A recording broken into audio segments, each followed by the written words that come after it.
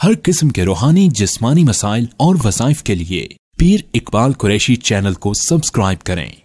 व नुसल्ली अला रसूलिहिल करीम अम्मा बाद फ़अऊज़ु बिल्लाहि मिनश शैतानिर रजीम बिस्मिल्लाहिर रहमानिर रहीम सुब्हानल्लज़ी अस्रा बिअब्दिही लैला।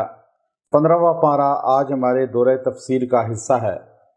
इससे पहले 14वें पारे के आगाज़ में अल्लाह तबारक व तआला ने आखिर में हिकमत बयान की थी, तबलीग की, दावत के उसूल को बयान किया था। कुरान हकीम में सबसे बेहतरीन जो दावती उसूल है वो इस आयत करीमा के अंदर है, जो 14वें पारे के आखिर में अल्लाह रब्बुल इज़्ज़त ने बयान फरमाई। 125 नंबर आयत है, उदउ इला सबीली रब्बिका बिल हिकमति वल मौइज़तिल हसना। ये बेहतरीन उस्लूब है दावत का कि अल्लाह की तरफ लोगों को बुलाओ। कैसे बुलाओ? अब लोगों को अल्लाह की तरफ बुलाने के लिए तरीक़ाकार क्या इख्तियार करना चाहिए? एक होता है कि लोगों की खामियों को मिंबर पर या पब्लिक के सामने बयान करके लोगों को अल्लाह की तरफ बुलाना कि आप ये गुनाह करते हैं, ये गुनाह करते हैं, आपके अंदर ये खामियां पाई जाती हैं, जैसे आज हमारा मीडिया कर रहा है। और वो ये समझता है कि हम खैर का काम कर रहे हैं, हम लोगों को अल्लाह की तरफ बुला रहे हैं, हम लोगों की खामियां उनके सामने बयान करते हैं। ऐसा नहीं होना चाहिए। किसी फ़र्द की खामी को बयान करके, किसी फ़र्द की जो है वो किरदार कुशी करके आप कहें कि मैं अल्लाह की तरफ बुला रहा हूँ, तो ये बहुत बड़ा धोखा है, क्योंकि ये अल्लाह के यहाँ वबाल है, गुनाह है। अल्लाह ने हिकमत बयान की कि अल्लाह की तरफ बुलाने का बेहतरीन तरीक़ा ये है, उदउ इला सबीली रब्बिका बिल हिकमा, के लोगों को अल्लाह की तरफ बुलाओ हिकमत से। हिकमत की तफसीर इमाम बुखारी रहमतुल्लाह अलैह खुद फरमाते हैं बुखारी शरीफ के अंदर कि हिकमत से मुराद ये है कि लोगों को मजबूत दलाइल के साथ बुलाओ। ये नहीं है कि आपके पास खुद दलील भी ना हो और आप लोगों को कह रहे हैं जी मैं आपको अल्लाह की वहदानियत, नबी करीम अलैहिस्सलातु वस्सलाम की रिसालत या अहकाम दीन के मुताल्लिक समझा रहा हूँ, बता रहा हूँ, लेकिन आपके पास मजबूत कोई रेफरेंस ना हो, मजबूत जो है दलाइल ना हो, तो लोग आपसे उल्टा मुतनफ़िर हो जाएंगे, लोग आपसे मरऊब नहीं होंगे, लोग आपकी बात को तस्लीम नहीं करेंगे। तो इसलिए सबसे पहला तरीक़ा यह है कि जब भी अल्लाह की तरफ बुलाया जाए, दावत का काम किया जाए, दाई इलल्लाह, दाई को सबसे पहले दलाइल मजबूत देने चाहिए, उसके पास मजबूत दलाइल हों। दूसरी बात क्या है कि वल मौइज़तिल हसना, यानी मौइज़ा वाज़ को कहते हैं, वाज़ उसको कहते हैं जो इंसान के दिल पे असर करे, और हसना अहसन तरीक़ा से, यानी ऐसे मौइज़ा हसना जो इसको इमाम राज़ी रहमतुल्लाह अलैह ने नकल फरमाया कि मौइज़ा हसना इसको बोला जाता है। इमाम गज़ाली रहमतुल्लाह अलैह भी इसको लिख रहे हैं कि मौइज़ा हसना इसको बोला जाता है कि इंसान ऐसे अंदाज में दावत दे, तबलीग करे, समझाए, लेक्चर दे कि इंसान दूसरे की खैर खाही चाह रहा हो, दूसरे की मोहब्बत दिल में हो। दाई को दूसरे की मोहब्बत रख के दावत देनी चाहिए, क्योंकि नबी जो दावत दिया करते थे तो नबियों की दावत दूसरे की खैर खाही सामने रख कर होती थी, ना कि इंतकाम होता था दिल में, ना जो है दूसरे को कीना हसद की वजह से समझाने के लिए कि उसको ज़ेर करें, और ना ही दूसरे को गुनाहगार समझ के अपने आप को सही और अपने आप को जन्नती और अपने आप को जो है बुलंद मर्तबा समझ के दूसरे को तबलीग करें, समझाएं, बल्कि दूसरे की खैर खाही समझकर, बल्कि ये नीयत रखें कि ये हो सकता है मुझसे बहुत अल्लाह के यहाँ बेहतर हो और मेरे से ज़्यादा बरकज़ीदा हो, मेरे से ज़्यादा जो है ये जन्नत में जल्दी जाने वाला हो। अब ये खैर खाही दूसरे की रख के आप फासिक को, फाजिर को, काफिर को, किसी भी बदकार को दावत देंगे, अल्लाह उसके दिल पे आपकी बात को असर कर देगा। शाह इस्माइल शहीद रहमतुल्लाह अलैह रात को चादर इस तरह रुमाल जो है अपने माथे पे रखा, वो इंसान हैं जो शाह वलीउल्लाह मुहद्दिस देलवी रहमतुल्लाह अलैह के पोते हैं। एक किताब तक़वियतुल ईमान लिखी, उस किताब को पढ़कर कई सौ हिंदू सिख मुसलमान हो गए। मौलाना अब्दुल्लाह सिंधी रहमतुल्लाह अलैह फरमाया करते थे, मैं तक़वियतुल ईमान पढ़ के सिख मज़हब से इस्लाम में दाखिल हुआ, और 40,000 शराबी कबाबी लोगों ने तौबा की उस किताब को पढ़ के। उलमा ने लिखा जो इस किताब को ज़िंदगी में एक बार पढ़ ले वो मौत तक शिर्क में मुब्तला नहीं होता। तो इसलिए पहला बताया तरीका कि और जो है हिकमत से, और दूसरा मौइज़तिल हसना, یعنی دوسرے کا درد دل میں رکھ کر. اور تیسری چیز کو بیان کیا کہ تبلیغ دعوت کا اصول ہے کہ جب آپ تبلیغ کرتے ہیں دعوت دیتے ہیں تو ہو سکتا ہے آپ کی مخالفت ہو، لوگ آپ پہ تیر برسائیں، او جی یہ کیا کر رہے ہیں آپ کے پاس کیا دلائل ہے، اور آپ یہ فاسقوں کے گھروں میں جا رہے ہیں، آپ جو ہے نا یہ بات کر رہے ہیں. لوگ یہ اعتراض کرتے ہیں، اعتراض کرنے والا تو اعتراض کرتا ہے. اب آپ نے جس کو اعتراض ہے، جو آپ سے مناظرہ اختیار کر رہا ہے، جو آپ پہ بحث کر رہا ہے، تو بحث آپ نے کرنی ہے، یہ نہیں کہ اس کو چھوڑ دینا ہے. آپ کا نالج ہونا چاہیے، علم ہونا چاہیے. لیکن وجادلہم باللتی ہی احسن، آپ نے اس سے مباحثہ کرنا ہے لیکن احسن طریقے سے. یہ نہیں کہ آپ نے جو ہے نا تکبر میں کریں، غصے میں کریں. یہاں اللہ نے دعوت کے ساتھ، امام ابن کثیر لکھتے ہیں دعوت کے ساتھ دو چیزیں جوڑی ہیں، بالموعظۃ الحسنہ اور بالحکمہ، یعنی حکمت سے اور موعظہ حسنہ کے ساتھ تبلیغ کرو. اور وجادلہم باللتی ہی احسن کو جملہ بعد میں الگ کر دیا، اس کو ساتھ جوڑا نہیں کہ آپ نے بحث بھی کرنی ہے، نہیں، بحث الگ چیز ہے، اللہ نے اس لیے الگ بیان کی. اگر موقع آ جائے تو بحث کرو، لیکن موقع نہ آئے تو بحث کی کوئی ضرورت نہیں ہے. تبلیغ والے یہی کام کرتے ہیں، وہ بحث نہیں کرتے، وہ آگے سے کہتے ہیں نہیں مسائل آپ علماء سے پوچھیں، ہم تو حکمت سے آپ کو صرف تبلیغ کریں گے. اب وہ بحث نہیں کرتے، اس لیے کامیاب جماعت ہے. اب جب ایک مناظرہ ہوتا ہے، ایک مجادلہ ہوتا ہے، آج کل جو بحث ہوتی ہے نا کہ مد مقابل سے جو آپ کی بات نہیں مانتا یا آپ کے عقیدے مسلک پہ نہیں ہے تو آپ اس سے بحث کرتے ہیں، تو وہ مجادلہ ہوتا ہے، لڑائی ہوتی ہے. اور یہ قرآن نے منع کی ہے. آپ سمجھانے کے لیے ایک دوسرے کو مجادلہ حسنہ جو ہے وہ دعوت ہے. یہ آیت کریمہ بڑی زبردست آیت ہے. حضرت شاہ عبد القادر جیلانی نور اللہ مرقدہ، جو پیران پیر رحمۃ اللہ علیہ کے نام سے دنیا ان کو جانتی ہے، آپ نے 25 سال کے علم میں تمام عمر میں تمام علوم پہ دسترس حاصل کر لی. علم منطق، علم فقہ، علم تصوف، علم تفسیر، علم حدیث، جتنے علم ہیں دنیا میں، فن کی کتابیں ہیں، منطق ہے، صرف ہے، نحو ہے، ہر چیز پر آپ کو دسترس ہو گئی 25 سال کی عمر میں. قصبہ جیلان سے چلے ایران سے، اور بغداد میں جا کر علم حاصل کیا، گھر کو چھوڑ دیا، اور یہاں تک کہ اتنے مضبوط ہو گئے کہ آپ بڑے بڑے علماء حیران ہو جاتے تھے کہ 24-25 سال کا نوجوان اتنا علوم پہ دسترس، لیکن علماء آپ سے اکثر حسد میں پڑ گئے. اور آپ بیان نہیں کرتے تھے، بیان کرنے میں عربی میں آپ کو کمال نہیں تھا، آپ میں تھوڑا سا رکاوٹ تھی چونکہ آپ عجم تھے اور بغداد عرب تھا. تو آپ کو خواب میں نبی علیہ السلام کی زیارت ہوئی، آپ نے فرمایا عبد القادر جیلانی آپ علماء کو بیان کیا کریں. آپ نے کہا یا رسول اللہ میں بیان تو کروں، لیکن مجھے علم میں تو الحمدللہ کمال اللہ نے دے دیا تھا، لیکن مجھے زبان پر قدرت نہیں ہے، زبان پر. تو آپ علیہ السلام نے فرمایا منہ کھولیے. آپ نے منہ کھولا تو نبی علیہ السلام نے یہ آیت پڑھی، یہی آیت، ادعو الی سبیل ربک بالحکمت والموعظۃ الحسنہ. یہ آیت پڑھ کے آپ کے منہ میں یوں لعاب دہن ڈالا، آپ بیدار ہوئے. اللہ نے علم و معرفت اتنی کھول دی کہ زبان پہ بھی قدرت، بیان میں بھی قدرت.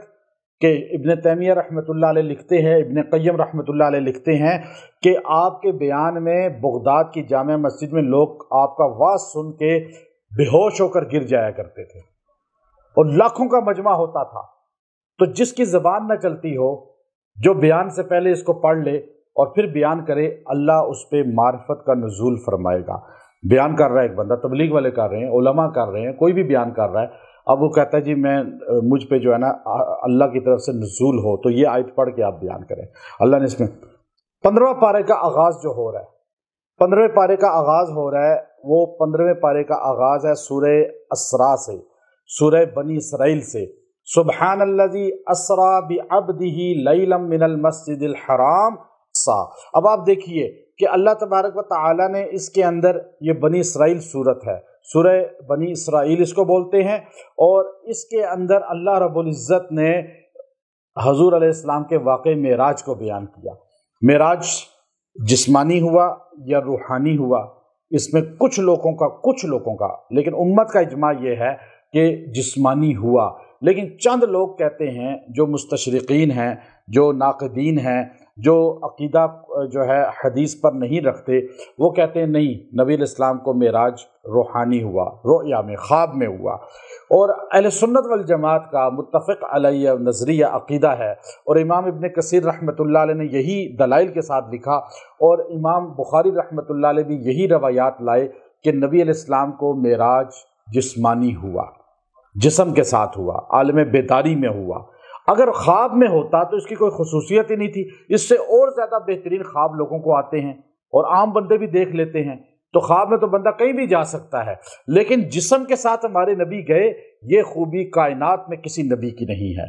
یہ اللہ نے جسم کے ساتھ آسمانوں پہ بلایا، پھر جسم کے ساتھ آپ کو کائنات کی سیر کرائی، اور پھر اللہ نے لفظ سبحان استعمال کیا، جو مخلوق کی تمام طاقت کو زائل کر کے، جہاں مخلوق کی طاقت ختم ہوتی ہے وہاں اللہ کی ذات سبحان شروع ہوتی ہے۔ جب بھی مخلوق کی قدرت طاقت ختم ہوتی ہے تو لفظ سبحان بولا جاتا ہے۔ اللہ رب العزت نے یہاں پر فرمایا سبحان الذی، پہلے بات یہ کہہ لو پاک ہے وہ ذات، یعنی اللہ کی قدرت ہے، انسان نہیں جا سکتا، اس لیے سبحان کے لفظ سے بتایا۔ الذی اسرا، یہ سورہ اسرا کا جو ہے، اس میں اللہ نے یہ تاثیر رکھی ہے، جو آدمی اس سورہ کو کسی بھی اس بندے پہ پڑھے جو دین سے بیرا روی کا اختیار ہو چکا ہے، گمراہ ہو چکا ہے، بد عقیدہ ہو چکا ہے، بد دین ہو چکا ہے، نافرمان ہو چکا ہے، سورہ بنی اسرائیل پڑھ کے اس پر دم کریں، اس کو پلائیں کھلائیں، اللہ اس کو عقیدے کا شعور عطا فرمائے گا، راہ نجات پر لے آئے گا، راہ ہدایت پر لے آئے گا۔ اللہ نے پہلے کہا پاک ہے وہ ذات اسرا۔ معراج کی دو قسمیں ہیں، ایک معراج مسجد بیت الحرام سے مسجد بیت المقدس تک ہے، اور ایک بیت المقدس سے عرش معلا تک ہے، پوری کائنات آسمان کا مشاہدہ ہے، اسے اسرا بولا جاتا ہے۔ اور جو یہاں سے چلا بیت المقدس سے بیت اللہ سے بیت المقدس تک، اسے اسرا بولا جاتا ہے، اور جو بیت المقدس سے عرش معلا تک ہے وہ معراج ہے، عروج ہے۔ اب آپ دیکھیے اللہ نے یہاں بیان فرمایا کہ وہ پاک ذات ہے جو اپنے نبی کو لے گئی، بعبدہ، لفظ کیا بولا؟ نبی نہیں بولا، لفظ رسول نہیں بولا، لفظ محمد نہیں بولا، لفظ احمد نہیں بولا، بلکہ اللہ نے کہا وہ ذات پاک ہے جو اپنے بندے کو لے گئی۔ پتہ یہ چلا کہ کائنات میں خالق ایک ہے، معبود ایک ہے، اللہ معبود ہے، باقی سارے بندے ہیں، عبادت کرنے والے ہیں، اس کے غلام ہیں۔ ثم دنا فتدلی فکان قاب قوسین او ادنی فاوحی الی عبدہ ما اوحی۔ جب اللہ رب العزت اوپر لے کر گیا تو اس کا ذکر بھی لفظ ابد سے کیا، جب واپس لایا تو اس کا ذکر بھی لفظ ابد سے کیا۔ پتہ یہ چلا کہ نبی جب اوپر جا رہے تھے اس وقت بھی اللہ کے بندے تھے، اور جب نیچے آ رہے تھے ساتوں آسمانوں کی سیر کر کے تو نور نہیں تھے بلکہ اللہ کے بندے تھے، یعنی یہ بندگی آپ پر غالب ہے۔ اللہ ہمیں عقیدہ سمجھا رہے ہیں، عبدہ ہی، اپنے بندے کو لے، لیلا، پتہ یہ چلا کہ رات کو لے کر گیا، دن کو لے کر نہیں گیا۔ اللہ رب العزت اگر چاہتے تو حضور کو دن کو لے جاتے، سارے لوگ کیوں دیکھتے کہ ہاں حضور چلے گئے، جا رہے ہیں، نہیں، اللہ نے کہا رات افضل ہے، رات دن سے افضل ہے۔ اللہ کی ملاقات، جو اللہ کی ملاقات کا ٹائم ہے نا، وہ رات کا ٹائم ہے، اللہ سے ملنے کا ٹائم رات کا ہے، اللہ سے باتیں کرنے کا ٹائم رات کا ہے، اللہ کے برگزیدہ لوگوں کا اللہ سے کلام کرنے کا وقت رات کا ہے۔ اس لیے اللہ رب العزت نے موسیٰ کلیم اللہ کو جو پہلی ملاقات کی ہے کوئی طور پہ، وہ رات کا وقت تھا۔ موسیٰ آگ لینے گئے تھے اور طور پہ نبوت مل گئی، حضور کو اللہ نے بلایا تو وہ رات کا وقت تھا۔ تو رات یہ بڑی قیمتی ہوتی ہے، لوگ اس کو فسق و فجور میں گزار دیتے ہیں۔ لیلا من المسجد الحرام، یہ مسجد حرام میں آپ لیٹے ہوئے تھے ام ہانی کے گھر میں کہ اب جبرائیل امین آئے اور آ کر آپ کو لے کر گئے، براق آئی اور ایک براق پہ آپ کو بٹھایا گیا۔ اب یہ کہتے ہیں جی کیسے براق پہ بیٹھے، کیسے یوں سیر کی؟ آج دنیا طیارے کے ذریعے، جہاز کے ذریعے میلوں، جو مہینوں کا سفر ہے وہ 1 گھنٹے میں کر لیتا ہے، 2 گھنٹے میں کر لیتے ہیں، 5 گھنٹے میں کر لیتے ہیں۔ تو پتہ چلا جب مخلوق 1400 سال کے بعد اتنی ذہانت، اتنی ان قابلیت رکھ سکتی ہے تو ان کے رب کو اللہ کی ذات میں کتنی قدرت ہوگی۔ تو اس لیے اللہ لے کر گیا نا، اللہ نے کہا میں کون سا کہہ رہا ہوں کہ محمد صلی اللہ علیہ وسلم خود گئے ہیں، اللہ کہتا ہے میں لے کے گیا، تمہارا رب لے کر گیا۔ تو اس لیے اب یہ اشکال کی بات ہی نہیں ہے کہ کیسے گئے۔ اب وہ پورا واقعہ تو آپ معراج کا سنتے ہیں، میں اتنا اس میں نہیں جاؤں گا، اب وہ الگ ہمارا جمعہ بھی اس پہ ہوگا۔ اب وہ معراج پہ آپ کو بیت المقدس لے کر گئے، پھر وہاں پر آپ کو ساتوں آسمانوں کی سیر کرائی۔ اب اس پر علماء کی مختلف اقوال ہیں۔ بعض کہتے ہیں کہ بیت المقدس میں انبیاء کی جماعت پہلے ہوئی اور آسمان کی سیر بعد میں ہوئی۔ یہ جو بیت المقدس کا سفر ہے اسے جو ہے لفظ جو ہے اسرا سے تعبیر کیا ہے، اور بیت المقدس سے معراج عروج ہے، وہ معراج کا واقعہ ہے۔ لیکن اس کو امام ابن کثیر رحمۃ اللہ علیہ نے بڑے دلائل کے ساتھ لکھا ہے۔ آپ نے فرمایا نہیں، آپ علیہ السلام کو پہلے بیت المقدس میں امامت انبیاء کا واقعہ پہلا نہیں ہے بلکہ بعد کا ہے۔ آپ پہلے ساتوں آسمانوں پہ گئے، چونکہ اللہ نے بلایا تھا تو اللہ پہلے ملنا چاہ رہا تھا، پہلے نماز کے لیے اور اس زمین کی سیر کے لیے وقت کا نہیں تاخیر کرنا چاہ رہے تھے، اس لیے وہاں سے ڈائریکٹ اوپر لے گئے اور اوپر اللہ سے ملاقات کی۔ اس کی دلیل یہ دی امام ابن کثیر رحمۃ اللہ علیہ نے کہ ہر آسمان کا دروازہ کھلا تو نبی علیہ السلام سے نبی جو وہاں آسمان پہ موجود تھے ان کا تعارف کرایا گیا، اور جبرائیل امین نے کہا کہ یہ موسیٰ ہیں، یہ ہارون ہیں، یہ یحییٰ ہیں، یہ زکریا ہیں، یہ جو ہے ابراہیم علیہ السلام ہیں، یہ آدم علیہ السلام ہیں۔ یہ تعارف کس نے کرایا؟ حضرت جبرائیل نے۔ اگر زمین پر آپ نے پہلے امامت کی ہوتی تو آپ کو تعارف کرانے کی پھر ضرورت ہی نہیں تھی۔ یہ دلیل دی امام ابن کثیر نے، اور یہ دل کو لگتی بھی ہے بات۔ اب اس لیے آپ نے فرمایا کہ جو نیچے امامت ہوئی ہے نا، جو پہلے نبیوں کی امامت ہوئی ہے، اس کو البدایہ کے اندر امام ابن کثیر لکھتے ہیں کہ نیچے امامت بعد میں ہوئی ہے۔ یہ اس چیز کی دلیل ہے کہ ہمارے نبی کی شان ہے کہ سارے نبی جو آسمان پہ ہمارے نبی کو ملے وہ الوداع کرنے کے لیے بیت المقدس تک آئے۔ مہمان کو الوداع کیا جاتا ہے تو جتنا رتبے والا مہمان ہو اتنا ہی دور جا کے اس کو چھوڑا جاتا ہے۔ تو اب پیر میرے علی شاہ صاحب رحمۃ اللہ علیہ جو کبھی کسی کے لیے کھڑے نہیں ہوئے، وائسرائے ہند کے لیے کھڑے نہیں ہوئے، اتنے بڑے وائسرائے ہند کے، لیکن مولانا انور شاہ کشمیری محدث دیوبند جب درگاہ عالیہ گولرا شریف آئے تو پیر میرے علی شاہ صاحب رحمۃ اللہ علیہ اٹھ کے ملے، اپنے ساتھ بٹھایا، کچھ دن قیام کیا، اور جب الوداع کرنے لگے تو مہر منیر کے اندر لکھا ہے کہ آپ ٹانگا اسٹیشن تک مولانا انور شاہ رحمۃ اللہ علیہ محدث دیوبند کو الوداع کرنے کے لیے چلے۔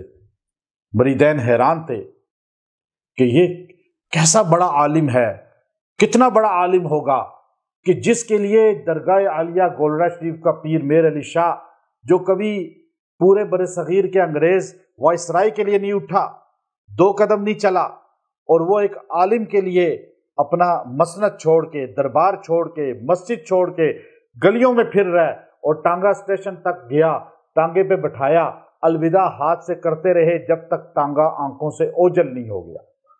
لوگوں نے کہا حضرت پیر صاحب یہ کون آدمی ہے، کون سا عالم ہے جس کے لیے آپ وہاں سے چل کے یہاں تک آئے؟ آپ نے فرمایا اس کا مقام دنیا والے کم جانتے ہیں، عرش والا بہت جانتا ہے۔ یہ علم کا پہاڑ ہے انور شاہ محدث دیوبند، جن کو بخاری مسلم ترمذی زباری یاد تھی، اتنا بڑا عالم۔ تو اب بات یہ ہے کہ وہ چل کے ان کے لیے آئے، دل میں مقام تھا۔ اللہ کے نبی آسمانوں سے بیت المقدس تک حضور کو الوداع کرنے کے لیے آئے۔ پھر فجر کی نماز، بعض نے کہا یہ فجر کی نماز تھی، فجر کی نماز کی امامت رسول اللہ صلی اللہ علیہ وسلم نے کی۔ بعض نے کہا کہ فجر کی نماز نہیں تھی، یہ نفل نماز تھی، لیکن فجر کی نماز پر ہے۔ پھر اذان حضرت جبرائیل نے کہی، اقامت حضرت جبرائیل نے کہی۔ اب اقامت ہو رہی ہے، سارے ایک دوسرے کو دیکھ رہے ہیں مصلی پہ کون ہوگا، چونکہ سارے بزرگ ہیں نا، سارے بڑے ہیں، سارے اپنے وقت کے نبی ہیں، صاحب شریعت ہیں، کئیوں پہ کتابیں نازل ہوئی، کئیوں پہ صحیفے نازل ہوئے۔ اب اقامت ہو رہی ہے، اقامت جیسے ہی ختم ہوئی، اقامت کون کہہ رہا ہے؟ فرشتوں کا سردار ہے، اور سارے نبی صفوں میں کھڑے ہیں۔ کتنے نبی کھڑے تھے؟ اب دیکھیے، جبرائیل امین نے نبی علیہ السلام کا بازو پکڑ کر فرمایا جس مجلس میں آپ ہوں گے وہاں کوئی نبی بھی مصلی پہ کھڑا آج کہتے ہیں حضور آ رہے ہیں تو مصلی پہ کھڑے یہاں خود ہوتے ہیں اور حضور کو کہتے ہیں ساتھ موجود ہیں. عقیدہ باطل ہے نا یہ. جس مسجد میں حضور آئیں مولوی صاحب ممبر اور مصلی پہ کھڑے ہوں تو گستاخ ہوں گے یا نہیں ہوں گے؟ یہ عقیدہ رکھنا کہ نبی آتے ہیں یہاں، یہ عقیدہ ہی جاہلانہ ہے. جو ہوتا ہے عاشق وہ جاتا ہے در پہ، نبی کو وہ در در بلاتا نہیں ہے. ہم تو روزے پہ خود جاتے ہیں کیونکہ ہم نبی کے غلام ہیں، اور نبی نہیں آتے ہمارے گھر. ہمارے گھر اتنے پاک کدھر ہیں؟ ہماری جگہ نبی کے لیے بلانے کے لیے معراج اللہ نے کرایا، ساتوں آسمانوں کو مزین کیا، روشن کیا، جنت کو سجایا، جہنم کی آگ کو ٹھنڈا کیا، فرشتوں کو قطار در قطار کھڑا کیا، انبیاء کو استقبال کے لیے بلوایا، تو پھر نبی علیہ السلام کو لایا. اب آپ کہتے ہیں جی نبی آ گئے اور اپنی حالت ہی کیسی ہے. یہ عقیدہ بہت باطل ہے جو پاکستان انڈیا کے علاوہ دنیا میں کہیں نہیں ہے، اور یہاں بھی چند لوگوں کے اندر ہے جن کو قرآن و سنت کا علم نہیں ہے. ورنہ قرآن و سنت کا جو عالم ہوگا وہ یہ عقیدہ کبھی بھی نہیں رکھے گا. تو یہ معراج ہے. پھر عروج، آپ گئے ساتوں آسمان، اب اس کے بعد جنت جہنم کی سیر، پھر اللہ سے عرش پہ ملاقات کی ہے، اللہ کی زیارت کی ہے، دیکھا ہے. امام احمد سے پوچھا، مسند احمد کے اندر ہے، ان کے شاگرد نے، کیا نبی کریم نے اللہ کو دیکھا؟ واللہ واللہ واللہ. آپ نے 3 بار کہا اللہ کی قسم، اللہ کی قسم ہمارے نبی نے اللہ کو دیکھا. اور اس پر پوری بحث ہے، میں پھر اشارہ دے کے جا رہا ہوں، اس پر دلائل ہیں کہ نبی علیہ السلام نے اللہ کو دیکھا. وہ کہتے ہیں جی سورہ شورا کی آیت ہے کہ کوئی اس آنکھ سے دنیا میں اللہ کو نہیں دیکھ سکتا. بھائی کون کہتا ہے؟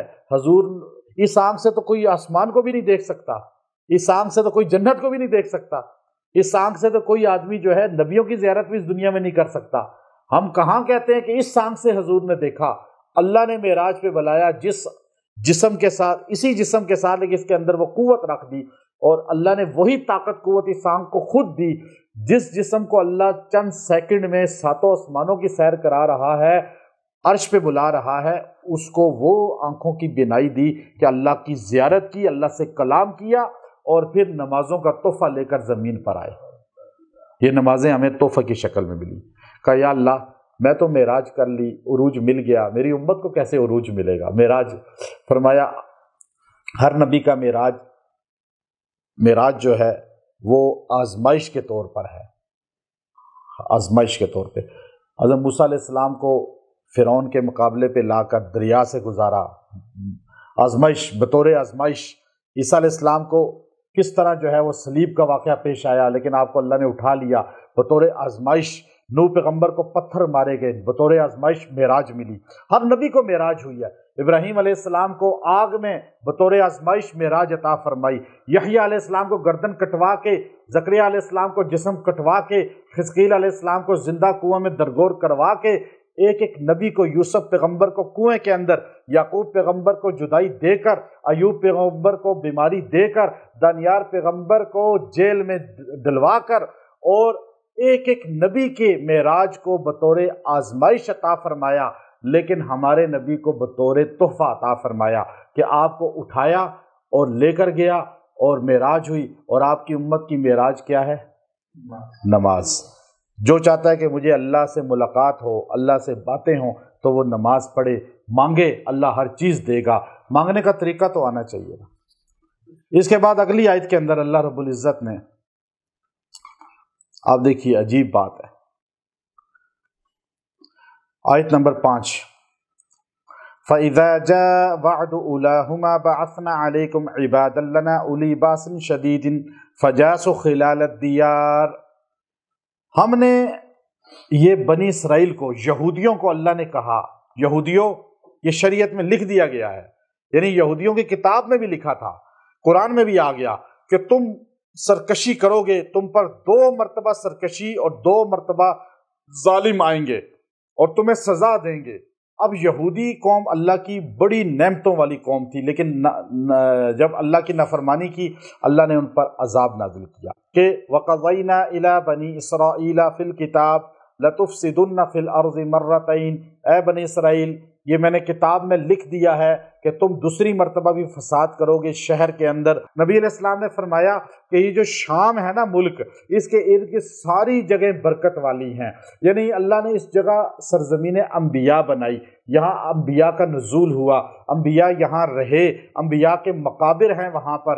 حضور نے فرمایا کہ اللہ رب العزت نے سب سے برکت والی جگہ جو ہے زمینوں میں مکہ مدینہ کے بعد جو ملک شام اور ملک شام کے اندر فلسطین کو رکھا، اور پھر آپ نے فرمایا کہ اللہ رب العزت جو ہے وہ چار مسجدوں میں دجال کو نہیں جانے دے گا، ایک جو ہے بیت اللہ کے ساتھ مسجد نبوی، مسجد اقصی، اور ایک مسجد طور۔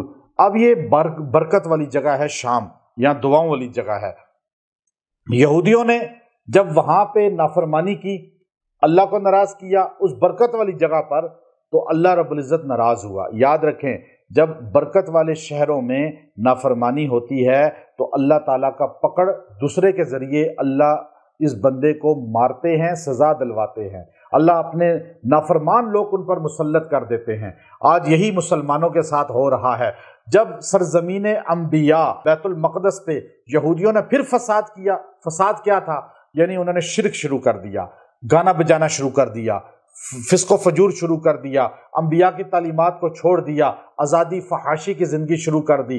اللہ نے پہلے ان پر بیت المقدس بنایا حضرت سلیمان علیہ السلام نے۔ سلیمان علیہ السلام کے چند عرصے کے بعد جب یہودیوں نے وہاں پہ یہ فسق و فجور شروع کیا تو اللہ نے 100 سال کے اندر اندر جو ہے ان پر ایک بادشاہ بھیجا جس نے آ کر ان کو مارا اور بیت المقدس کی چیزیں لوٹ کر لے گیا۔ پھر کچھ عرصے بعد ان کو سمجھ آئی، توبہ کی، پھر ٹھیک ہوئے، پھر اللہ رب العزت نے ایک اور بادشاہ ان پر بخت نصر مسلط کیا جو 400 سال کے بعد آیا، اس کے 400 سال کے بعد اب اس نے آ کر جو ہے یہ بخت نصر بادشاہ جو ہے یہ سلیمان علیہ السلام کے 400 سال بعد آیا۔ اس نے آ کر وہاں ان پر حملہ کیا، ان یہودیوں کا قتل عام کیا، تورات کے نسخوں کو آگ لگا دی، اور پھر بیت المقدس کے اندر جو ہے اس نے مختلف جگہوں کو توڑ دیا، وہاں سے چیزوں کو اٹھا لیا، اور یہاں تک کہ وہ جو تابوت سکینہ ہے جس کو آج بھی یہودی یاد کرتے ہیں اور اس کے انتظار میں ہیں، وہ بھی اس نے غائب کر دیا وہاں سے۔ بعض کہتے ہیں گدھے پہ رکھ دیا، تو خود ہی کسی یہودی عالم نے تو گدھے کو ہانک دیا تاکہ بچ جائے، پتہ نہیں چلا کدھر گیا، خیر وہ وہاں سے غائب ہو گیا۔ اب یہودی بھٹکنے لگے، بھاگنے لگے، اب کدھر جائیں؟ ان کو کوئی جائے پناہ نہیں ملتی تھی، یہاں تک کہ ان کے پاس تورات بھی نہیں تھی۔ پھر اس کے بعد جو ہے حضرت عیسیٰ علیہ السلام کے زمانے میں جب انہوں نے دوبارہ وہاں آبادی کر لی، اور پھر جو ہے انہوں نے وہی فسق و فجور نافرمانی شروع کی، کچھ عرصہ ٹھیک رہے، پھر بھٹک گئے، تو اللہ تعالیٰ نے ایک انطاکیہ کا ایک بادشاہ تھا، اس کو ان پہ مسلط کیا، اور اس بادشاہ نے ان کو آ کے مارا، قتل عام کیا، اور پھر چیزیں لوٹیں، اور بیت المقدس کو دوبارہ نئے سرے سے جو ہے نا نقصان پہنچایا، اور پھر قبضہ کر لیا وہاں، اور اپنا ایک بندہ وہاں بٹھا دیا۔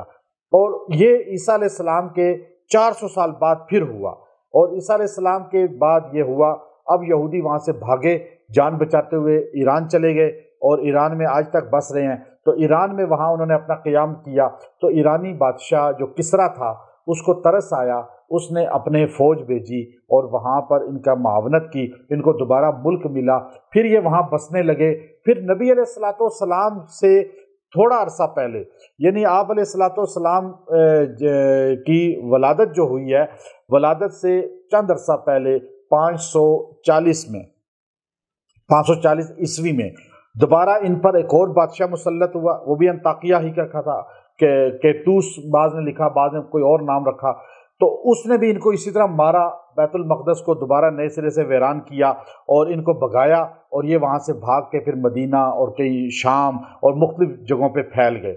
اس کے 30 سال بعد نبی علیہ السلام کو نبوت کا اعلان ہوا۔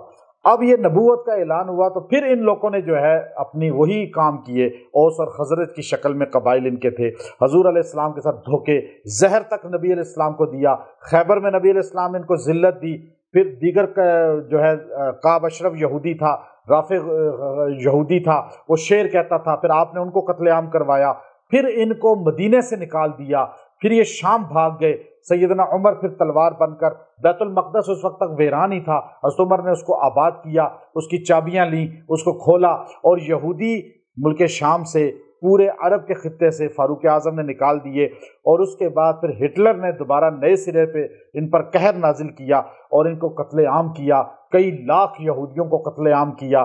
یہ سب اللہ رب العزت فرماتے ہیں فَإِذَا جَاءَ وَعْدُ أُولَاهُمَا بَعَثْنَا عَلَيْكُمْ عِبَادًا لَنَا أُولِي بَأْسٍ شَدِيدٍ، کہ میں اپنے بندے تم پر ایسے مسلط کروں گا جو تمہیں سخت تکلیف دیں گے۔ تاکہ یہ کیوں ہوگا کہ تم نے اللہ کی نافرمانی کی ہے اور آج پھر یہ انتظار میں ہے۔ اب کیا اللہ کا کوڑا برسے گا وہ اللہ ہی جانتا ہے۔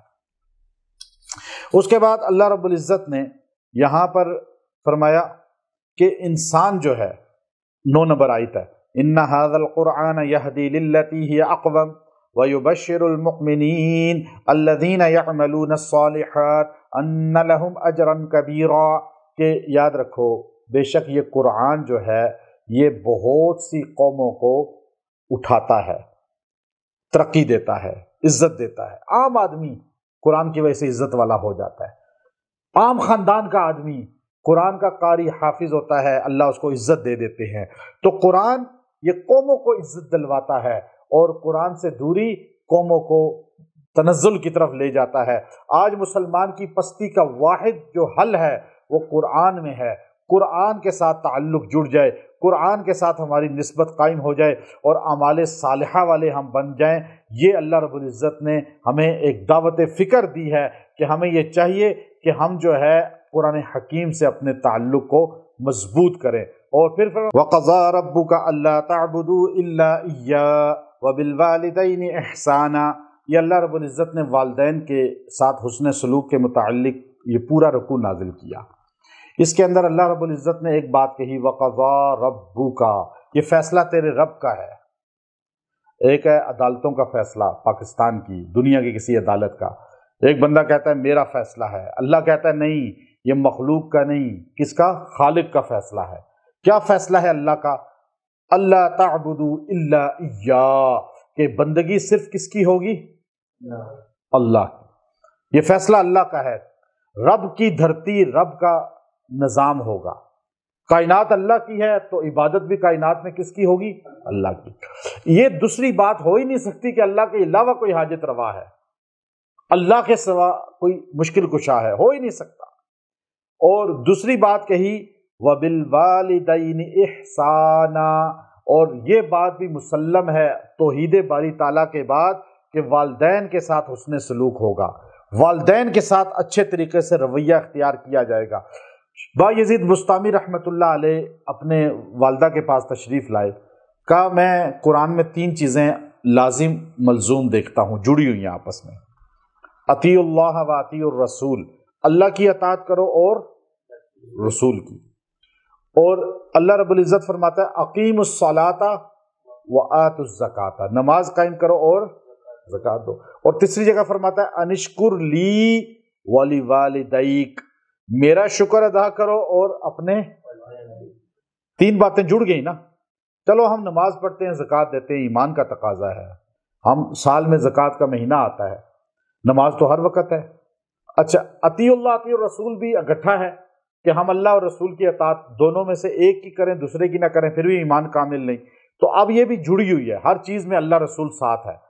لیکن یہاں میں اگر اللہ کا شکر ادا کرتا ہوں اور ہر وقت ماں باپ کی خدمت میں رہتا ہوں تو پھر رب کا ماں باپ کا شکر ادا کرتا ہوں، ہر وقت ماں باپ کی خدمت میں رہتا ہوں تو اللہ کے شکر میں کمی آ جاتی ہے۔ اور اگر میں اللہ کے شکر گزاری میں لگتا ہوں تو ماں باپ کے شکر میں کمی آتی ہے۔ ماں سے کہا یا اپنا حق معاف کر دیں یا اللہ کا حق معاف کرا دیں۔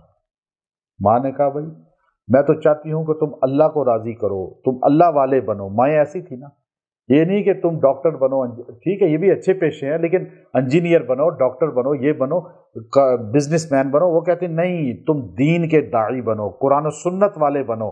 کہ میں اپنا حق معاف کرتی ہوں، جاؤ اللہ کے حق کو سیکھو، قرآن کو سیکھو۔ بایزید کہتے ہیں میں گھر سے نکلا، 20 سال تک علم سیکھتے رہے۔ 20 سال بعد دروازے پہ دستک دی، ماں بوڑھی اندر سے بولی کون؟ کہا تیرا بیٹا بایزید۔ دروازہ کھول دو۔ ماں نے کہا دروازہ نہیں کھلے گا، میں نے تمہیں اللہ کو دے دیا ہے، اب قیامت میں ملاقات ہو۔ ولی وقت کے بنے ہیں، سلطان الاولیاء ہیں، ایسے مقام نہیں ملتا۔ وہ آئے حضور علیہ السلام سے ملنے کے لیے، حضور تبوک چلے گئے تھے، حضور علیہ السلام تبوک چلے گئے تھے، صحابی ہیں لیکن نبی علیہ السلام کو دیکھا نہیں۔ اب ایسے کرنی رحمت اللہ علیہ اور حضور علیہ السلام کی زیارت کے لیے ایک بار موقع ملا اور مدینے دوڑتے دوڑتے آئے، کہاں سے؟ او عراق کے شہروں سے، اور آئے، پتہ چلا حضور ہیں ہی نہیں مدینے میں، کہاں ہے؟ تبوک چلے گئے۔ حضرت علی رضی اللہ تعالیٰ عنہ کو ملے، حضرت عبداللہ بن ام مکتوم رضی اللہ تعالیٰ عنہ کو ملے، نماز پڑھی مسجد نبوی میں۔ عبداللہ سے کہا کہ میں نبی علیہ السلام کے ہاتھ پہ بیعت کرتا ہوں، میں تو آیا تھا بیعت کرنے، میں اس لیے نہیں آپ سے مل سکا آج تک کہ میں کلمہ تو پڑھ چکا ہوں اور میں نے ساری آیات سیکھ لی ہیں جو لوگ بتاتے تھے، لیکن میری ماں بوڑھی ہے، میں اس کی خدمت کی وجہ سے گھر چھوڑ نہیں سکتا تھا۔ آپ علیہ الصلوۃ والسلام جب واپس آئے تو یہ جا چکے تھے، کہنے لگے میری والدہ بوڑھی ہیں، ان کو کھلانے والا کوئی نہیں ہے، کپڑے ان کے دھونے والا کوئی نہیں ہے، ان کی خدمت کرنے والا کوئی نہیں ہے، میں اکیلا ہوں ماں کا، اس لیے شادی بھی نہیں کی اور میں اپنی ماں کی خدمت میں ہر وقت لگا رہتا ہوں۔ تو آپ نے فرمایا کہ نبی علیہ السلام جب واپس تشریف لائے تو عبداللہ بن ام مکتوم نے کہا یا رسول اللہ، ایک بندہ آیا تھا، مجذوب سا تھا، دیہاتی سا تھا، لیکن وہ اس طرح کی باتیں کر رہا تھا۔ آپ نے فرمایا کہ وہ میری امت کا اویس قرنی ہے، اور یاد رکھو اس کی ماں کی خدمت نے اس کو وہ مقام دیا ہے کہ وہ اگر دعا کرے تو اللہ تبارک و تعالیٰ ایک پورے قبیلہ، اس کا نام لیا، اس کی بکریوں کے جسم پہ جتنے بال ہیں اللہ اتنے لوگوں کی مغفرت کر دے گا۔ کہ علی آپ کی اس سے ملاقات ہو تو آپ اس سے کہنا کہ میری امت کے گناہ گاروں کے لیے دعا کرے۔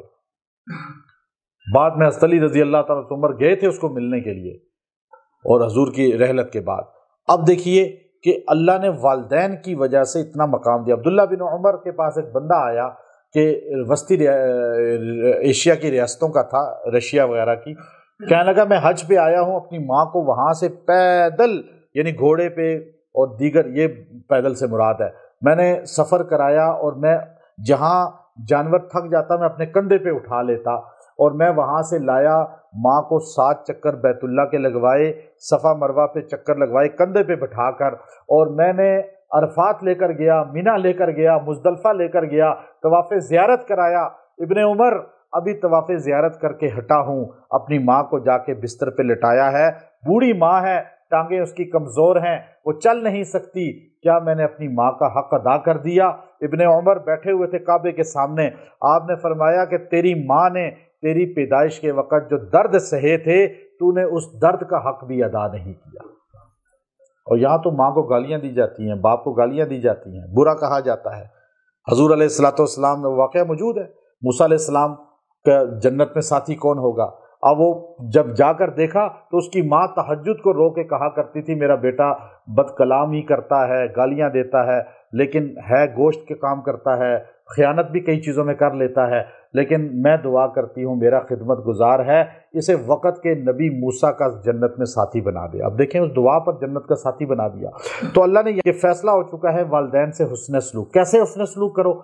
اما یبلغن عندک الکبر، جب پہنچ جائے ان میں سے احدہما، کوئی ایک بڑھاپے کو، او کلاہما، یا دونوں پہنچ جائیں بڑھاپے کو، فلا تقل لہما، بڑھاپے کا لفظ کیوں کہا؟ کہ بڑھاپے میں بندہ تھوڑا سا باتیں کرتا ہے، بار بار پوچھتا ہے سوال، بار بار جو ہے نا وہ تنقید کرتا ہے، غصہ کھا جاتا ہے، حافظہ کمزور ہو جاتا ہے تو بات بار بار پوچھتا ہے، تو اس لیے بندہ تنگ آ جاتا ہے کہ ابا جی کیا کر رہے ہیں، اماں جی کیا کر رہی ہیں، بس بار بار پوچھی جاتی ہیں ایک ہی بات، تو غصہ کھا جاتا ہے نا بندہ۔ اللہ نے اس لیے کہا اگر وہ بڑھاپے کو پالے، جوانی میں تو ان کی نافرمانی پھر بھی لوگ نہیں کریں گے کیونکہ محتاجی ہے، وہ کما کر دیتے ہیں، تو بڑھاپے میں جو ہے نا بندہ خود چونکہ من اشد منا قوہ ہو جاتا ہے، تو اس لیے اللہ نے کبر کا لفظ بولا۔ فلا تقل لہما اف، ان کے سامنے اف بھی نہیں کرنا۔ مفسرین نے لکھا اف سے زیادہ کم تر کوئی درجہ ہی نہیں ہے نا، یعنی کوئی بات کریں تو آپ منہ تھوڑا سا بنا لیں آگے سے، اف یہ کیا بات کر رہے ہیں، یہ جملہ، اس کے علاوہ اس باقی اس سے اوپر ہی ساری بے ادبی ہے۔ یہ لفظ منہ سے بھی نہیں نکالنا تو بڑی بے ادبی، جو گالیاں آگے سے، ان کو تنقید، ان کو ڈانٹنا، ان کے سامنے جواب دینا، یہ تو بہت بڑی بے ادبی ہے، اس لیے کہ حضور کے صحابی ہیں۔ علقمہ جب روح نکلنے لگی، سارے کلمہ پڑھ رہے ہیں، ان سے کلمہ ہی نہیں پڑھا جا رہا، روح ہی نہیں نکل رہی۔ حضور نے کہا اس کی ماں زندہ ہے؟ کہا جی زندہ ہے۔ کہا اسے بلاؤ۔ ماں سے کہا کیا آپ ناراض تو نہیں ہیں بیٹے سے؟ کہا میں ناراض ہوں۔ نبی راضی ہیں، ماں نمازی ہے، تہجد گزار ہے۔ یا میں ایسے ایسے لوگوں کو جانتا ہوں، بڑے عالم فاضل ہیں، بڑے عالم فاضل، بڑے دیندار ہیں، متقی ہیں، تہجد گزار ہیں، تبلیغ میں بھی جاتے ہیں، لیکن ماں باپ کو گالیاں دیتے ہیں، نافرمانی کرتے ہیں۔ ایسے ایسے بندوں کو، ایسے ایسے بندے ہیں۔ ایک بندہ ہے جس سے نبی راضی ہے لیکن ماں راضی، روح ہی نہیں نکل رہی، کلمہ ہی نہیں پڑھا جا رہا۔ آپ کی عبادت آپ کے لیے ہے، ماں باپ کی خدمت۔ ابن باقاعدہ طور پہ حدیث لائے، یہ حدیث ترمذی کے اندر موجود ہے، ابن ماجہ کے اندر بھی موجود ہے۔ اللہ کے رسول نے کہا دنیا میں جو عذاب ملتا ہے جن گناہوں کا، ان میں ایک بڑا گناہ وہ ہے جو ماں باپ کی نافرمانی ہے۔ ماں باپ کے نافرمان کو موت سے پہلے پکڑ آتی ہے، مرنے سے پہلے پکڑ میں آتا ہے وہ۔ تو اب وہ صحابی کی ماں کو بلایا، حضور علیہ الصلوۃ والسلام نے ماں سے پوچھا کہ بیٹے کی کوئی غلطی تو نہیں کی؟ کہا میں اس سے ناراض ہوں۔ کس بات پہ؟ کوئی بڑی بات نہیں ہے، چھوٹی سی بات ہے، لیکن ماں کا دل خفا ہے۔ آپ نے کہا معاف کر دو، تو معاف کرے گی تو اس کو کلمہ جاری ہو جائے گا۔ پتہ یہ چلا کہ نبی کے صحابہ کوئی بے ادبی، کوئی غلطی بھی کر جاتے تھے، اللہ ان کو دنیا میں معاف کروا دیتا تھا، اور موت کے وقت ان کی زبان پہ کلمہ جاری ہو جاتا تھا۔ یہ واقعے سے پتہ چلتا ہے کہ صحابہ کے بارے میں ہمیں لب کشائی نہیں کرنی چاہیے۔ یہ واقعہ تو ہمیں سمجھانے کے لیے تھا۔ ماں نے کہا نہیں معاف کروں گی۔ آپ نے کہا ٹھیک ہے، لکڑیاں لے آؤ، اس کو جلا دو، ویسے بھی دوزخ میں جلے گا اگر ماں کی ناراضگی پہ مر گیا تو۔ ماں نے کہا نہیں نہیں نہیں، میرے بیٹے کو نہ جلانا، میں معاف کرتی ہوں۔ ادھر ماں نے کہا میں معاف کرتی ہوں، ادھر علقمہ صحابی نے کہا لا الہ الا اللہ محمد الرسول اللہ، روح نکل گئی۔ جنازہ کس نے پڑھایا ان کا؟ نبی علیہ السلام نے۔ اور حضور نے جنازے کی نماز سے پہلے بیان کرتے ہوئے کہا لوگو، جو آدمی سے ماں اور باپ ناراض ہوں اس پہ اللہ کی لعنت ہے، فرشتوں کی لعنت ہے، نبی محمد کی لعنت ہے، سارے انسانوں کی لعنت ہے۔ اس کا فرض بھی قبول نہیں، نفل بھی قبول نہیں۔ اب آپ دیکھیے نا، اس سے بڑی اور کیا بات ہوگی۔ تو اللہ نے کہا فلا تقل لہما اف، یہ اف بھی نہیں کہنا ان کے سامنے، ولا تنہرہما، ان کو جھڑکنا بھی نہیں کہ آپ کو کیا پتا جی، یہ بات بھی نہیں کہنا۔ وقل لہما، ان سے کیا کہنا ہے؟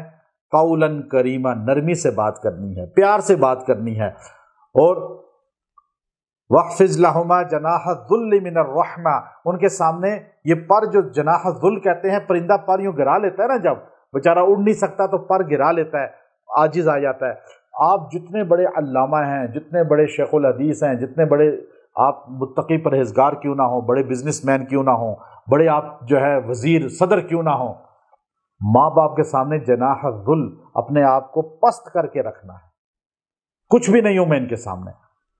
وَقُلْ رَبِّ ارْحَمْهُمَا، اور ایسے دعا کرتے رہنا ہے، رب ارحمہما، اے اللہ ان دونوں پہ رحم فرما، کما ربیانی صغیرہ، جیسے بچپن میں میرے پہ انہوں نے جو ہے مہربانی کی اور میری پرورش کی۔ ربکم اعلم بما فی نفوسکم، اللہ جانتا ہے تمہارے دلوں میں کیا ہے۔ تم لوگوں کو دکھلانے کے لیے ماں باپ کی خدمت کرتے ہو یا اللہ کو راضی کرنے کے لیے؟ بما فی نفوسکم، ہمارے دلوں کے بھید کون جانتا ہے؟ اللہ۔ ان تکونوا صالحین، اگر تم نیک ہو، فإنہ کان للأوابین غفورا، تو پھر تم تر گئے ہو۔ تم ماں باپ کی خدمت، اطاعت، فرما برداری بندے کو دنیا میں عزت دلاتی ہے۔ یہ اس سے پتہ چلا اس آیت سے، جو اطاعت گزار ہوگا۔ کہ اگلے رکوع پورا جو ہے وہ آسمانی وحی ہے، اور جو اللہ کی وصیتیں ہیں وہ پہلے بھی گزر چکی۔ ہر امت کو یہی وصیتیں ہوئیں جو نبی علیہ السلام کی امت کو ہوئی، وہ رکوع چوتھا یہاں بیان ہو چکا ہے۔ اور اللہ رب العزت نے جو ہے اس کے بعد آپ دیکھیے کہ یہ آیات میں نقلی دلائل ہیں نبی علیہ السلام کی نبوت کے، اور نبی علیہ السلام کی نبوت کے دلائل کے ساتھ اللہ نے شیطان سے بچنے کے اگلی رکوع میں، یہ جو رکوع ہے اس میں پورے حربے بتائے، وَقُلْ لِعِبَادِي يَقُولُ الَّتِي هِيَ أَحْسَنُ، یہ پورا اس پر دلالت کرتا ہے۔ اور اس کے بعد آدم علیہ السلام اور جو ہے فرشتوں کا پورا واقعہ اللہ نے بیان کیا، وہ بار بار گزر چکا ہے، اس لیے ہم اس کو نہیں بیان کرتے۔ انا عبادی، آیت نمبر 65، انا عبادی، میرے بندو بے شک، لیس لک علیہم سلطان، نہیں ہے تم پہ کوئی جبر، اللہ زبردستی کسی کو دین کی طرف نہیں لاتے۔ ربکم الذی، تمہارا رب وہ ہے، یزجی لکم الفلک فی البحر، جو تمہارے لیے کشتیاں زمین میں دریاؤں میں چلا رہا ہے، لتبتغوا من فضل، تاکہ تم فضل تلاش کرو۔ یہ دریاؤں میں کشتیوں کا چلنا، پانی میں ڈوبنا نہیں بلکہ اوپر بحری جہاز کا چلنا۔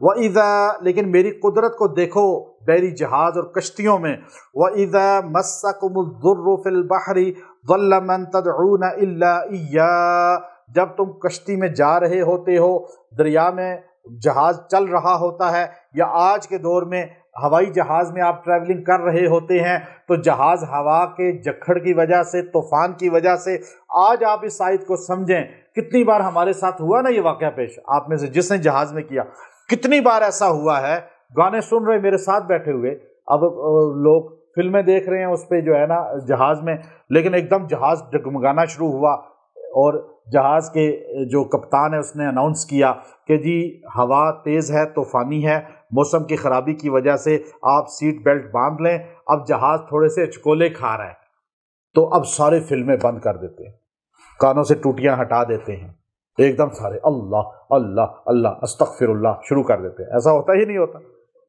ہم نے تو کئی بار دیکھا نا ایسے۔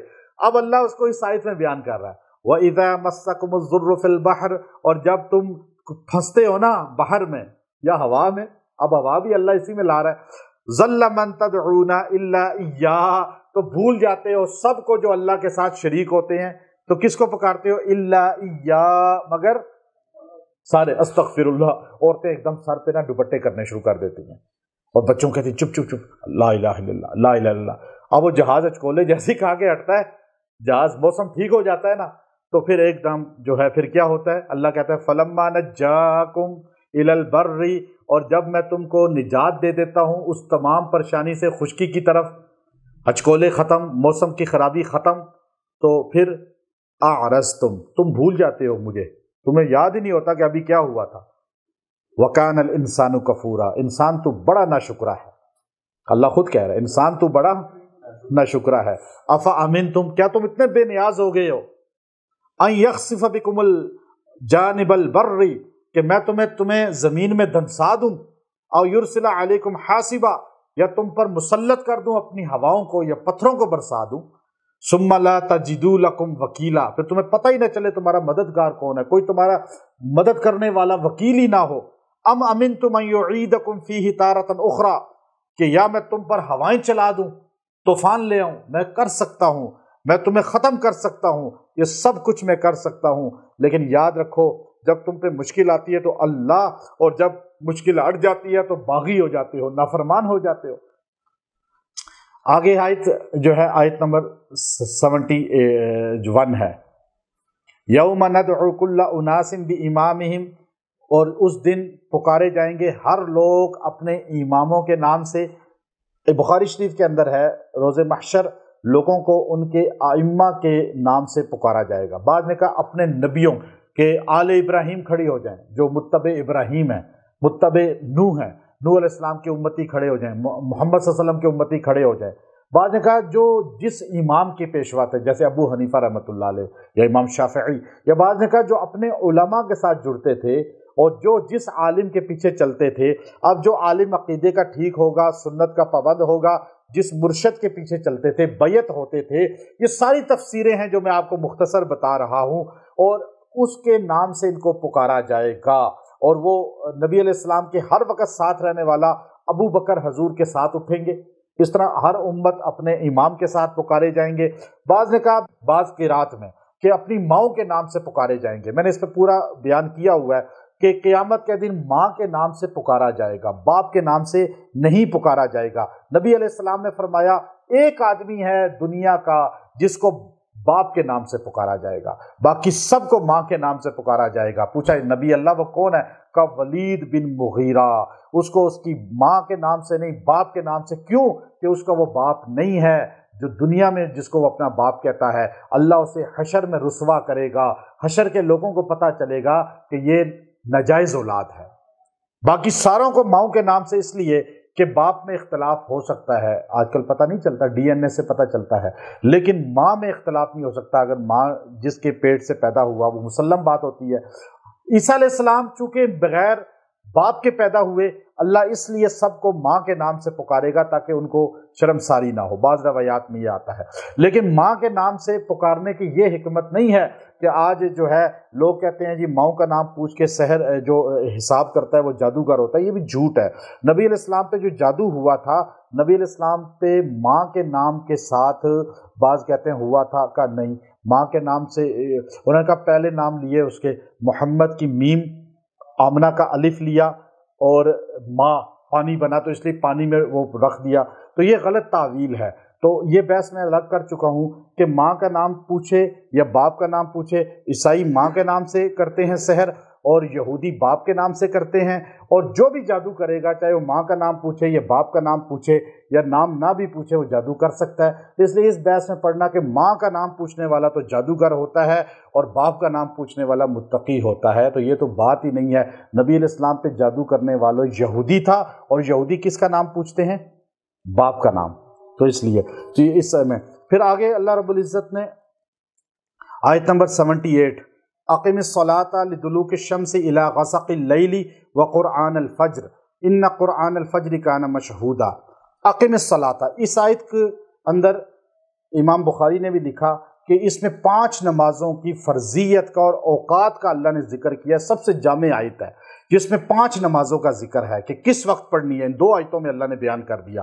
پہلے اللہ رب العزت نے فرمایا اقم الصلاۃ لدلوک الشمس، نماز قائم کرو لدلوک الشمس۔ دلوک الشمس کہتے ہیں زوال کے وقت کو، زوال کا جو وقت ہوتا ہے، یعنی زوال کے بعد کون سی نماز ہوتی ہے؟ ظہر کی۔ اب زوال کے فوراً بعد ظہر کی نماز ہے یہ الی غسق اللیل، اور رات کے پہر جب رات شروع ہو جائے، اور پھر اس کے بعد جو ہے عصر اور مغرب اور عشاء۔ اب آپ دیکھیے دلوک میں ظہر اور عصر آ گئی، اور غسق اللیل میں مغرب اور عشاء آ گئی۔ مغرب اندھیرے میں پڑھی جاتی ہے، جب اندھیرا فل چھا جاتا ہے تو عشاء فوراً شروع ہو جاتی ہے، مغرب کا وقت کم ہوتا ہے، اس لیے فوراً جب اندھیرا ہو جائے امام ابو حنیفہ رحمۃ اللہ علیہ کے نزدیک اول وقت میں نماز عشاء پڑھنا اولا ہے۔ اور اسی کے میں جب 2 نمازوں کا ذکر یہاں ہو گیا، 4 نمازیں ہو گئی پوری غسق اللیل تک، تو وقرآن الفجر، اور کہا قرآن پڑھو فجر میں۔ فجر کے نماز میں قرات لمبی کرنا یہ نبی علیہ السلام کی سنت ہے، اور مغرب میں چھوٹی کرنا، عشاء میں تھوڑی سی زیادہ کرنا، اور فجر میں زیادہ طویل دینا۔ بعض روایات میں ہے کہ مغرب میں حضرت عمر نے سورہ اعراف بھی پڑھی ہے، بڑی صورت ہے، اور نبی علیہ السلام نے کئی بار فجر کی نماز میں سورہ معوذتین فلق اور ناس کو بھی پڑھا ہے، چھوٹی چھوٹی صورتوں کو، لیکن قرآن فجر کہہ کے بتا دیا فجر کی نماز ہے۔ ان قرآن الفجر کان مشہودا، یعنی فجر کے وقت فرشتے حاضر ہوتے ہیں، یہ تو بات سب کو پتہ ہے، نمازوں میں حاضر ہوتے ہیں، اس لیے یہاں مشہودہ کا لفظ کہہ دیا، گویا کہ 5 نمازوں کا پتہ اس آیت سے اوقات کا، جو ہم اوقات رکھے ہیں ہم نے۔ وَمِنَ اللَّيْلِ فَتَہَجَّدْ، اور رات کو تہجد پڑھنی ہے، بِهِ نافلہ، یہ آپ پہ نفل ہے، لکا آپ پر، حضور پر، امت پہ بھی نفل ہو گئی اور حضور پر بھی، حضور نے اپنے اوپر فرض کی ہوئی تھی، امت پہ نفل ہے۔ تہجد رات کو ہوتی ہے۔ داؤد علیہ السلام کو اللہ نے وحی کی، اے داؤد پیغمبر، آپ اگر میرے سے محبت کرتے ہیں تو تہجد کو لازمی پکڑیں، کہ ہر عاشق چاہتا ہے اپنی معشوق سے تنہائی میں بات کرے۔ میرا عاشق جو محبت کرنے والا ہے اگر مجھ سے کلام کرنا چاہتا ہے تو تہجد پڑھے، جو تہجد نہیں پڑھتا وہ اللہ کا عاشق ہی نہیں، اللہ سے محبت کا دعویٰ سچا کرنے والا ہی نہیں۔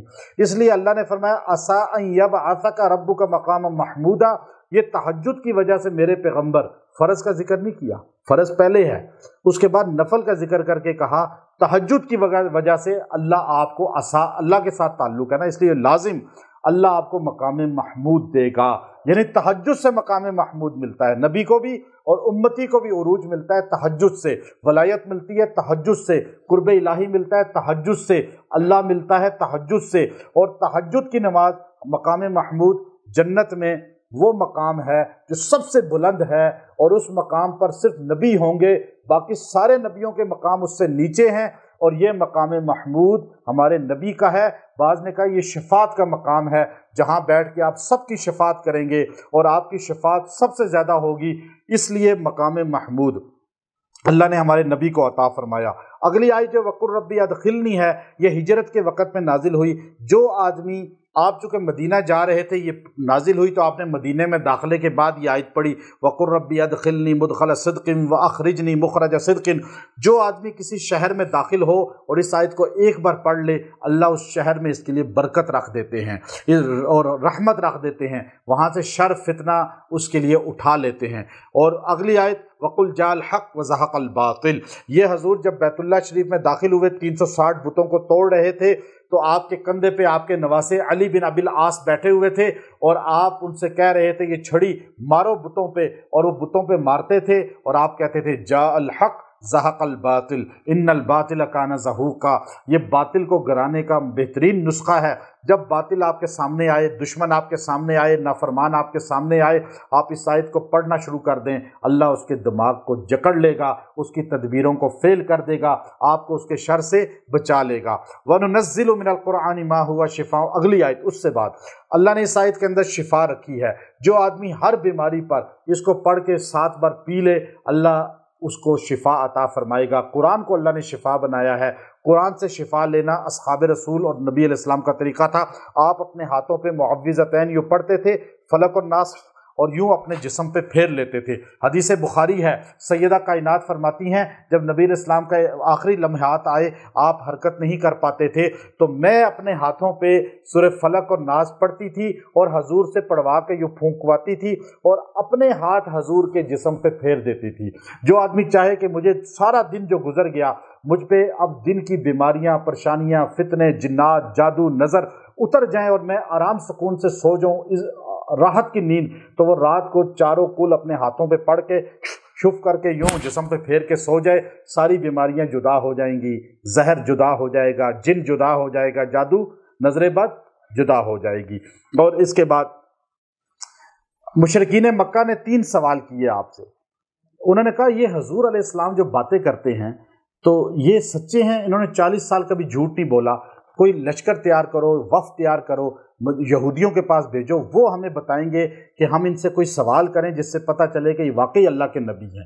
جب حارث اور کچھ لوگ مدینہ گئے، یہودیوں سے کہا کہ ہمیں بتاؤ ہم کیا سوال کریں، انہوں نے کہا آپ ایسا کرو، آپ محمد صلی اللہ علیہ وسلم سے سوال کرو، جا کر 3 سوال پوچھو۔ ایک، روح کیا ہے؟ اصحاب کہف کون تھے؟ اور دنیا کا چکر لگانے والا وہ کون بندہ تھا جس نے مشرق مغرب کا دورہ کیا؟ یہ 3 سوال نبی کے علاوہ کوئی نہیں بتا سکتا۔ اب وہ آئے، اس میں ایک یہ سوال تھا وَيَسْأَلُونَكَ عَنِ الرُّوحِ، روح کیا ہے؟ روح کیا ہے؟ قُلِ الرُّوحُ مِنْ أَمْرِ رَبِّي، یہ اللہ کا حکم ہے۔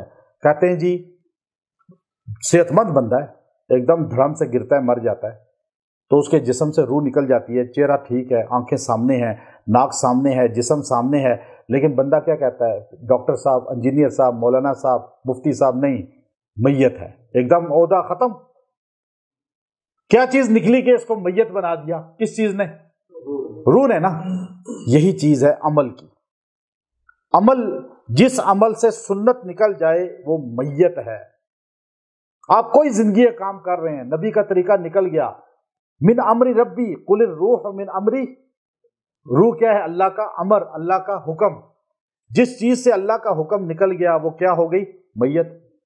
آپ کہتے ہیں جی میں ربیع الاول میں یہ کر رہا ہوں، محرم میں یہ کر رہا ہوں، رمضان میں یہ کر رہا ہوں، آپ نے اللہ کا حکم چھوڑ کے کوئی بھی کام کیا، چاہے وہ دنیا کا ہے، شادی ہے، بیاہ ہے، فوت کی ہے، کام کاج ہے، وہ سارا میت ہے، میت، اور میت مردار ہوتی ہے۔